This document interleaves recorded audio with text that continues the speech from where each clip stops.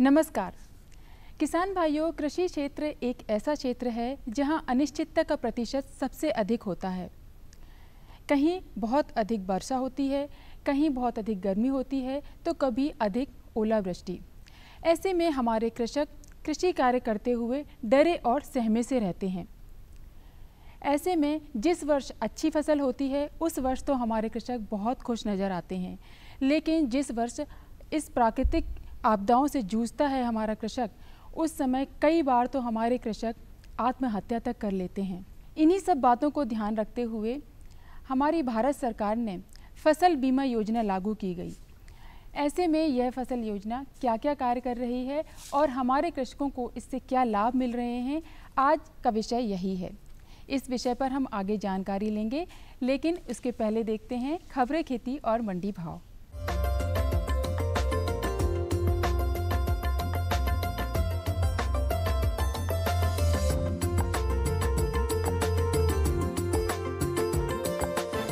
नमस्कार किसान भाइयों, खबरें खेती की में आपका स्वागत है। और चलिए सबसे पहले एक नजर कृषि से जुड़े आज के मुख्य समाचारों पर। 48% अधिक दाल उत्पादन की उम्मीद, पशुधन बीमा प्रीमियम दरें कम करने का आग्रह, बीज उपचार के लाभ, मूंगफली को कीट रोगों से बचाएं, धान फसल की देखभाल। देश में चालू खरीफ सीजन में दालों का उत्पादन 82 लाख टन रहने के आसार हैं, जो इस सीजन में अब तक का सर्वोच्च उत्पादन होगा। यह पिछले साल से करीब 48% अधिक होगा। केंद्र सरकार ने आगामी रबी सीजन में करीब 144 लाख टन दालों के उत्पादन का लक्ष्य तय किया है। अगर इतना उत्पादन हुआ तो वर्ष 2016-17 में देश में दालों का कुल उत्पादन 220 लाख टन से ऊपर पहुंच जाएगा।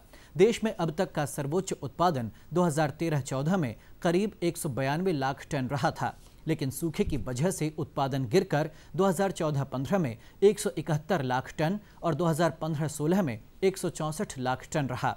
माना जा रहा है कि इस साल अच्छे मानसून और दालों की ऊंची कीमतों की बदौलत उत्पादन बढ़ेगा। पशुपालन मंत्री अंतर सिंह आर्य ने केंद्रीय कृषि मंत्री राधा मोहन सिंह को लिखे पत्र में आग्रह किया है कि पशुधन बीमा योजना की प्रीमियम की दरें कम की जाएं तथा योजना को सेवा कर से मुक्त रखा जाए। इससे राष्ट्रीय पशुधन मिशन की इस योजना का लाभ अधिक से अधिक पशुपालकों को प्राप्त हो सकेगा। श्री आर्य ने अपने पत्र में लिखा है कि कृषकों की आय दोगुनी करने के लिए कृषि के साथ ही पशुपालक की भी अहम भूमिका है। इसलिए पशुपालकों के लिए संचालित योजनाओं को और अधिक व्यावहारिक बनाया जाना उपयुक्त होगा।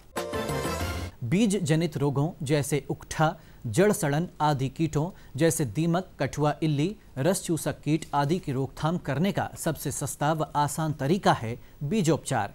बीजोपचार करने से बीज का अंकुरण प्रतिशत बढ़ जाता है। फास्फोरस घोलक सूक्ष्म जीव अघुलनशील फास्फोरस को घुलनशील अवस्था में बदलकर पौधों को उपलब्ध कराते हैं। बीजोपचार कर बोनी करने से स्वस्थ एवं निरोग फसल प्राप्ति होती है। सही विधि से बीजोपचार करने से फसल की उत्पादन लागत में कमी व उत्पादकता में वृद्धि होती है। अधिकांश कृषक बंधु जानकारी के अभाव में बीज को बिना उपचार किए या गलत विधि से उपचारित करते हैं, जिससे उत्पादकता में विपरीत प्रभाव पड़ता है। इसलिए बीज को बुआई से पूर्व सही विधि से बीजोपचारित करें। फसलों के बीजों को उपचारित करते समय किसान भाइयों को 3 बातों का विशेष ध्यान रखना चाहिए। बीज को सबसे पहले फफूंद नाशक दवा, फिर कीटनाशक व अंत में कल्चर से बीजोपचारित करना चाहिए। मूंगफली में पुष्पावस्था से पैगिंग के समय पर पानी की कमी होने पर मूंगफली की उत्पादकता काफ़ी कम हो जाती है। इसलिए इस समय यदि वर्षा नहीं होती है तो अनुपूरक सिंचाई की व्यवस्था करनी चाहिए। इस समय यदि पैगिंग हो गई है तो पौधों के चारों ओर मिट्टी चढ़ाने का कार्य करने से फली का विकास अच्छा होता है और पैदावार में बढ़ोतरी होती है। इस समय सूक्ष्म पोषक तत्व जैसे बोरॉन की कमी दिखने पर 0.2% बोरेक्स के घोल का प्रयोग करें। इसी प्रकार जिंक की कमी होने पर 0.5% जिंक सल्फेट और 0.25% बुझे हुए चूने का प्रयोग करना चाहिए। कॉलर रॉट से मूंगफली को बचाने के लिए फफूंदनाशक कार्बेंडाजिम या मैंकोजेब का प्रयोग 2 ग्राम प्रति लीटर पानी के मान से प्रयोग करना चाहिए। मूंगफली की टिक्का बीमारी की रोकथाम के लिए खड़ी नए फसल पर जिंक मैग्नीज कार्बामेट या मैंकोजेब 2.5 ग्राम प्रति लीटर पानी के मान से घोलकर दवा का छिड़काव करें। और चलिए किसान भाइयों, अब आपको दिखाते हैं कैसे करें धान फसल की देखभाल। धान की फसल के खेत में जिंक की कमी के लक्षण हों तो 0.5% जिंक सल्फेट का 0.25% बुझे हुए चूने के घोल के साथ 2 से 3 बार छिड़काव 15 से 20 दिनों के अंतराल पर करें। जिन क्षेत्रों में धान की सीधी बुआई की जाती है वहां यदि पौधों में लौह तत्व की कमी दिखाई दे तो 0.5% फेरस सल्फेट का घोल बनाकर 15 दिन के अंतराल पर 2 से 3 छिड़काव करें। धान में पत्ती लपेटक कीट की सूंडी का प्रकोप बढ़ जाता है। इसकी रोकथाम हेतु कीड़ों को लाइट ट्रैप से इकट्ठा करके मार सकते हैं। रासायनिक नियंत्रण के लिए क्लोरोपाइरिफॉस 20 EC को 2.5 लीटर प्रति हेक्टेयर 500 से 700 लीटर पानी में घोल बनाकर छिड़काव करें। तो किसान भाइयों, खबरें खेती की में आज बस इतना ही। आगे आप देखिए मंडी भाव और मुझे दीजिए इजाजत। नमस्कार।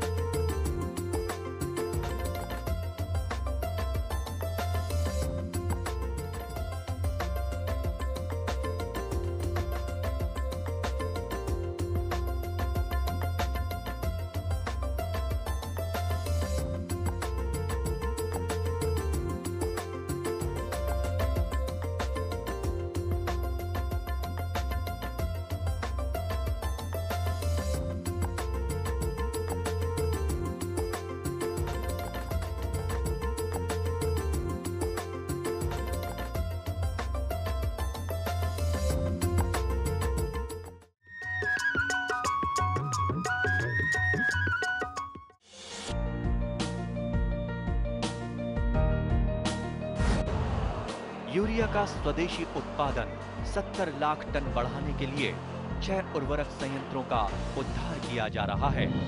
FCIL के गोरखपुर, सिंदरी, तलचर और रामागुंडम संयंत्र, HFCL की बरौनी इकाई और PVFCL की नामरू फोर्थ। सोने पर सुहागा ये है कि देश में अब बनेगा सिर्फ नीम लेपित यूरिया, क्योंकि इससे होगा किसानों का फायदा ही फायदा। अनाज का उत्पादन 10% तक बढ़ेगा। बढ़ेगी 10 से 15% नाइट्रोजन क्षमता।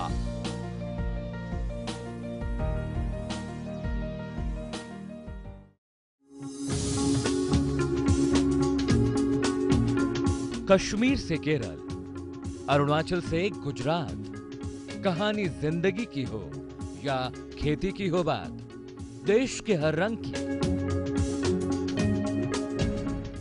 बात राज्यों की। सोमवार से बुधवार शाम 5:30 पर डीडी किसान, बदलते भारत की शान।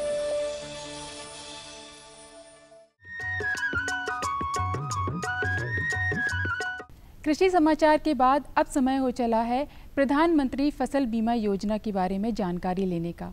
तो आइए चलते हैं, लेते हैं इस विषय पे जानकारी।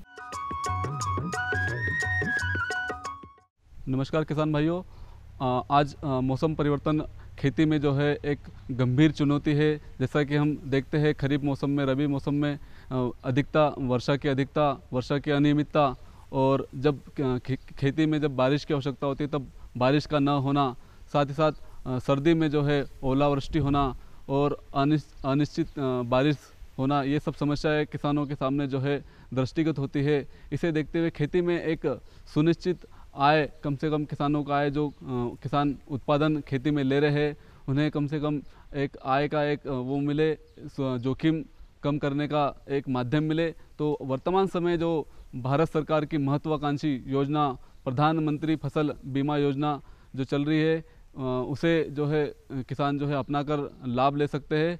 और इस योजना में जो प्रीमियम दरें है, ये प्रीमियम दरें खरीफ फसलों में जो है 2% और रबी फसलों में जो है 1.5%। जैसा कि खरीफ फसलों के अंतर्गत धान है, मक्का है, सोयाबीन है, जवार है, ये फसलें शामिल है। उसके अलावा जो भी खरीफ फसलें जैसे तिल्ली है, इनको भी शामिल किया गया है। साथ ही साथ रबी में जो फसलें हैं, गेहूँ है, चना है, अलसी है, तो इन फसलों को शामिल किया गया है। इनके लिए प्रीमियम दरें जो है 1.5% है।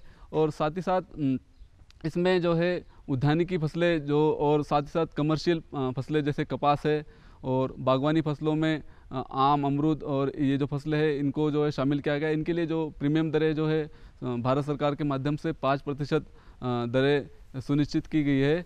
और आज जो है किसानों को जो है जोखिम से बचने के लिए जो है प्रधानमंत्री फसल बीमा योजना की आवश्यकता है।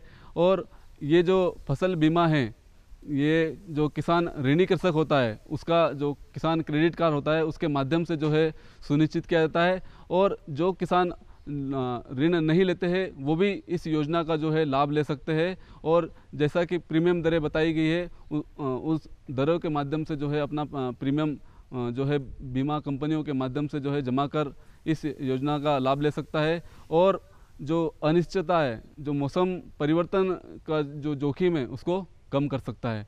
और इसके लिए जो है भारत सरकार ने जो है जो बीमा कंपनियां हैं, जैसे एग्रीकल्चर इंश्योरेंस कंपनी है, HDFC है, और भी कंपनियां हैं जो वर्तमान समय प्रधानमंत्री फसल बीमा योजना के माध्यम से जो है फसलों का बीमा कर रही है। और किसान भाई इस योजना का जो है ज़्यादा से ज़्यादा लाभ ले और अपनी फसल में होने वाली नुकसान को जो है कम कर सकता है।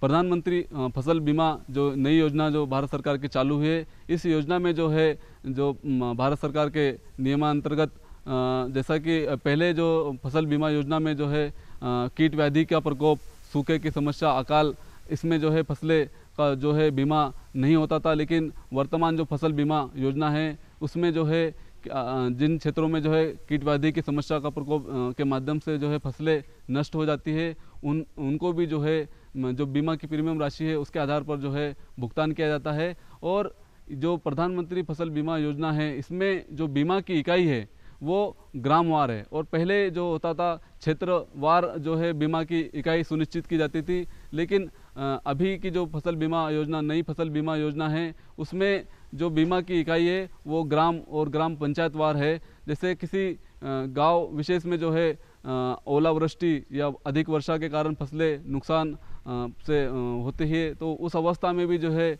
उन गांवों में भी जो है गांवों के किसान भी जो है प्रधानमंत्री फसल बीमा योजना के माध्यम से जो है लाभान्वित हो सकते हैं। और मैं किसान भाइयों से अनुरोध करूंगा कि इस योजना का जो है ज़्यादा से ज़्यादा लाभ लेवे और अपने अपनी जो फसल आपके क्षेत्र में जो लगाई जा रही है, उसे जो है बीमित करें, सुनिश्चित करें। धन्यवाद।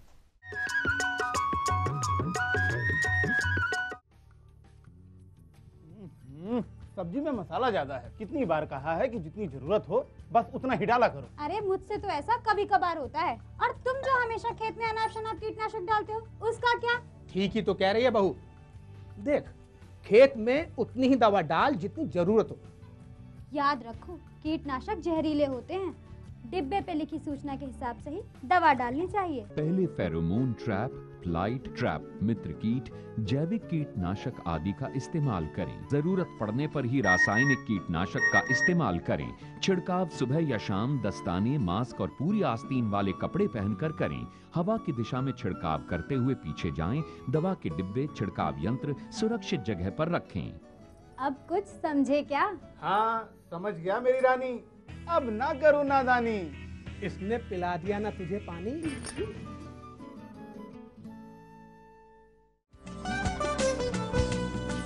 कौन कौन सी हैं सरकारी योजनाएं? कैसे उठाएं इनका लाभ? जानिए अपने गांव का हाल। देखिए चौपाल चर्चा सोमवार से शुक्रवार सुबह 9 बजे। डीडी किसान, बदलते भारत की शान।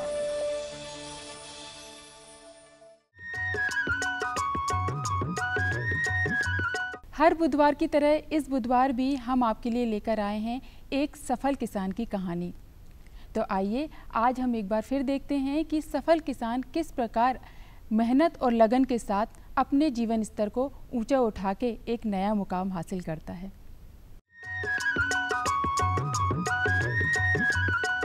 नमस्कार किसान भाई बहनों, किसानों ने और कृषि वैज्ञानिकों ने मिलकर कृषि के क्षेत्र में एक अपार सफलता प्राप्त की है। हमारे किसान भाई दिन रात मेहनत करते हैं, मौसम कैसा ही हो हरदम मेहनत करते हैं और उसी के दम पर हमारे देश और प्रदेश के किसानों ने अन्न के भंडार भर दिए हैं। हमारे साथ एक ऐसे ही सफल किसान हैं, उनसे आपका परिचय कराते हैं। आपका परिचय दें। देवेंद्र सिंह ठाकुर, ग्राम धमर्रा, जिला भोपाल से हूँ और मैं हमारी 60 एकड़ ज़मीन है भाइयों सहित, जिसे मैं ही कर रहा हूँ पूरा। उसमें हम सोयाबीन, गेहूँ, कुछ जगह में सब्जी और पिछले साल धान की फसल भी हमने लगाई थी। देवेंद्र सिंह जी, हमें हमारे किसान भाइयों को आप ये बताएं कि आप जो सब्जी पैदा करते हैं उसको आप मार्केट तक लाने के लिए आप क्या करते हैं, उसको कैसे ताज़ा रखते हैं? सब्जी एक तो हमारी सुबह के टाइम में टूटती है, सुबह के टाइम में टूटती है जो 12 बजे तक कंप्लीट टूट के तैयार हो जाती है। वो भोपाल आती तो दोपहर में जो नीलाम होती है उसमें चली जाती है, या फिर दिन में शाम के टाइम जो तोड़वाते हैं वो सुबह 4 बजे मंडी लाई जाती है। वो दो तरीके से मतलब 2 टाइम में टूटती है हमारी। हाँ, तो वो ताज़ा आती है, वो अच्छी रहती है। और अगर वो बासी मतलब आप सुबह तोड़ें दूसरे दिन भेजें तो उसका उतना रेट नहीं मिल पाता है। आगे आप और खेती में क्या बदलाव लाना चाह रहे हैं? बदलाव ये है कि अभी जो है पानी की भी थोड़ी समस्या है, तो उसमें पाइपलाइन गड़वाना, बहुत दूर दूर पाइप ले जाना पड़ते हैं, लंबी ज़मीन है तो पाइपलाइन गड़वाना, थोड़े पानी की व्यवस्था और सुचारू रूप से करनी है। उसमें आधुनिक सिंचाई पद्धति से खेती करने में भी लाभ है, इससे पानी कब लगता है और पैदावार अधिक आती है। 2 साल से हमने गेहूँों में जो रिल्मा पानी फेरते हैं पलेवा करके वो नहीं करा है, स्प्रिंकलर के द्वारा किया है। तो हम 2 पानी कर पाते थे, 1 कर पाते थे, उस जगह पे हम 4 पानी करते हैं आजकल, इस पूरा स्प्रिंकलर से, रिल्मा पानी नहीं करते। फसल में हमारे उत्पादन में कोई कमी नहीं आई है, पानी कम लगा, इससे बढ़िया काम हो रहा है। किसान भाइयों, किसी काम को करने के लिए प्रबंधन बहुत जरूरी है। अगर आपका प्रबंधन सही है तो निश्चित तौर से सफलता मिलेगी। हम इनसे ये जानना चाहेंगे देवेंद्र सिंह जी से कि इनके पास जो 60 एकड़ ज़मीन है उसका कैसे प्रबंधन करते हैं, उसके बारे में आप हमारे किसान भाइयों को बताएं। नहीं दिनेश जी, ऐसा है कि अब मैं 60 एकड़ ज़मीन कर रहा हूँ, अकेला मैं उसको नहीं कर पाता, तो उसमें कुछ हम हाली लगाते हैं, काम वाले मजदूर लगाते हैं, कुछ बटिया से भी देते हैं। और सब्जी हम पूरी जगह में नहीं कर सकते, सब्जी हम 5-7 एकड़ में सब्जी लगाते हैं, बाकी सोयाबीन लगाते हैं, धान लगाते हैं। इसके बाद में इस बारिश की फसल हो गई है, इसके बाद में हम गेहूं लगाते हैं, तो वो उससे चलता रहता है। मतलब एक ही नहीं, थोड़ा बटिया से भी करके, मतलब लेबर की हर जगह कमी है और लेबर की आवश्यकता पड़ती है, इसलिए थोड़ा थोड़ा ऐसा करके इससे इस तरह से करते हैं। आपके पास कौन कौन से उन्नत कृषि यंत्र हैं जिनका आप उपयोग करते हैं या किराए से लेते हैं? जी हमारे पास जैसे ट्रैक्टर है, बक्कर, कल्टीवेटर और सीड ड्रिल वगैरह सब है, प्लाऊ है, और बाकी जो रोटोवीडर वगैरह, जो आजकल क्या है कि गेहूं अपन ने जो काटा उसकी नरवाई में आग नहीं लगाना चाहिए, उससे अपने खेत को बहुत नुकसान होता है।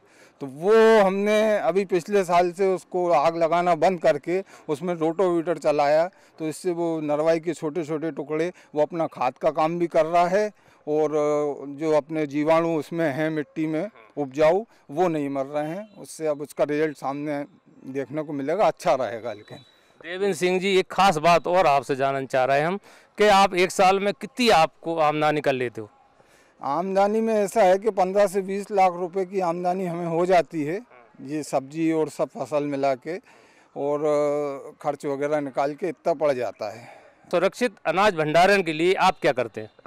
सुरक्षित भंडारण के लिए वैसे तो हम कभी हमारे पास में वेयर हाउस भी है, जो बीज वगैरह का हम रखते हैं वेयर हाउस में किराए के में रख देते हैं। वो घर में भी रखते हैं तो वो टंकियाँ आजकल आती हैं, उनमें बार बार दवाई भी डालते हैं, उस तरीके से उसे सुरक्षित रखा जाता है। पहले क्या था कि मिट्टी की जो बनी रहती थी उनमें रखते थे तो वो बेकार हो जाता था, घुन लग जाता था पूरा गेहूँ बीज के लिए। तो वेयर हाउस के में भी हम रखते हैं और घर में टंकियों में भी रखते हैं, जिससे सुरक्षित अनाज रहता है। देवेंद्र सिंह जी, कृषि दर्शन कार्यक्रम की ओर से आपको बहुत बहुत धन्यवाद। हम उम्मीद करते हैं कि इनसे आप भी प्रेरणा लेंगे और अपने खेतों में ऐसी ही भरपूर उपज लेंगे। नमस्कार। न रुकेगा तू, न झुकेगा तू, कमर कस और सीना तान ले, एक बात बस गांठ बांध ले, बदलाव की तान साध ले। हरियाली खेतों में झूमेगी, खुशियां तेरे कदम चूमेगी। कुछ सीख नया, कुछ सिखा तू, है फौलादी दिखा तू, कमर कस और सीना तान ले, एक बात बस गांठ बांध ले, बदलाव की तान साध ले।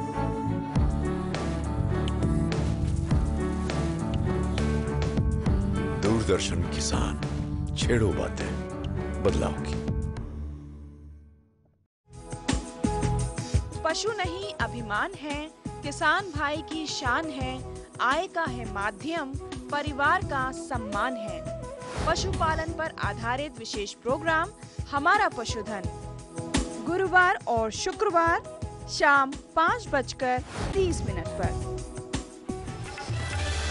डीडी किसान, बदलते भारत की शान। मुद्दा एक, खरीफ की फसल का मतलब ही यह है कि भाई जो मानसून की बारिश होगी उसी पे ये फसल जो है आगे चलेगी। राय अनेक, फसलों का और प्रजातियों का चुनाव सही से करें। विषय विशेष पर होगी जमकर बात। कैसी भी परिस्थिति आएगी तो किसान डटा रहेगा, किसान डटा रहेगा तो देश के लिए अन्न पैदा होता रहेगा। देखिए विचार विमर्श शुक्रवार शाम 7:30 पर। डीडी किसान, बदलते भारत की शान।